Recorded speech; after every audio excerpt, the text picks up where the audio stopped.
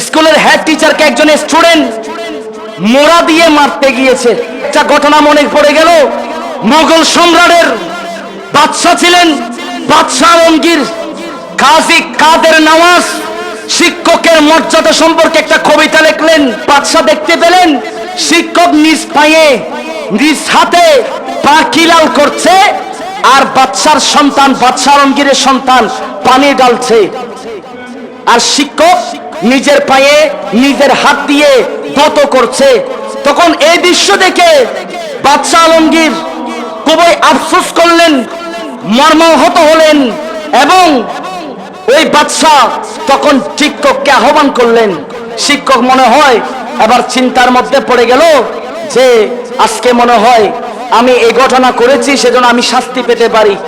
তখন বাদশার কাছে যখন আসলেন, তখন বাদশা শিক্ষককে বলছে, আপনি আমার সন্তান যখন আপনাকে পানি ঢালছে তখন আপনি নিজ হাতে নিজের পা ধুত করছেন।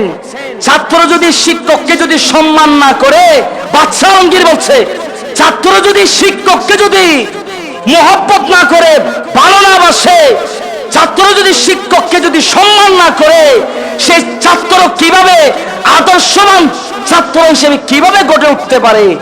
এই ঘটনা শোনার পরে ওই শিক্ষক খুশি মনে বলতে লাগলেন, আজ হতে ছিল উন্নত হলো শিক্ষা গুরুর শির। সত্যি আপনার সন্তানদেরকে আপনি আগে আদব শিক্ষা দেন। আদব এটা আপনার সন্তানের জন্য, সেই আদব হচ্ছে অহংকার, আপনার ছেলের জন্য অলংকার। সেই আদব হচ্ছে ডিগনিটি, এবং আদব হচ্ছে মর্যাদার উচ্চতার শিকড়। আপনি মা বাবা হিসেবে আপনার সন্তানকে প্রথমে বিদ্যা জ্ঞান নয়, প্রথমে আদব শিক্ষা দেন। আদব যখন পরিপূর্ণতা লাভ করবে, তার সিনার মধ্যে অটোমেটিকলি জ্ঞান ঢুকতে থাকবে। আরেকটা কথা শিক্ষা দিবেন, শিক্ষককে যেন সম্মান করে। শিক্ষক আপনাকে জন্ম দেয় নাই, কিন্তু আপনাকে ইলমে দ্বীন শিক্ষা দিয়েছে। সেই শিক্ষক জাতির মেরুদণ্ড যারা তৈরি করে, তাদের মধ্যে শিক্ষকের সম্মান অতুলনীয়। BCS cadre, doctorate, professor, lecturer বানিয়ে দিয়ে আপনার সন্তান আপনাকে রিটার্ন টিকিট ধরিয়ে দিচ্ছে বৃদ্ধাশ্রম। সেই বৃদ্ধাশ্রম আপনাকে সার্টিফিকেট ধরিয়ে দিচ্ছে। আপনার সন্তান কোটি কোটি টাকা যে সন্তানের পেছনে খরচ করেছেন, সেই সন্তান আপনাকে বৃদ্ধাশ্রমে ভর্তি করিয়ে দেয়, আর বলে পড়ালেখা যদি না করো মাদ্রাসায় চলে যাও।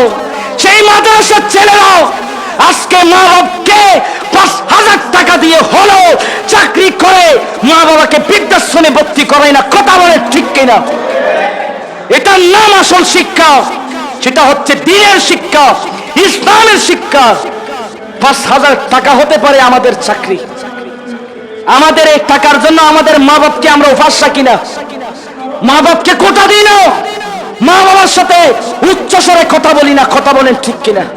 শিক্ষককে যদি সম্মান করতে না পারেন, প্রথম কথা হচ্ছে আপনাকে স্কুলে যেতে হবে না। শিক্ষকের সম্মান যেই ছাত্র জানে না, সেই ছাত্র কলেজে, স্কুল, কলেজ, মাদ্রাসা, ইউনিভার্সিটিতে পড়ার কোনো অধিকার রাখে না। কথা বলেন ঠিক কিনা? আগে আদব শিক্ষা দেন, তারপর ইলমে দ্বীন শিক্ষা অর্জন করুন।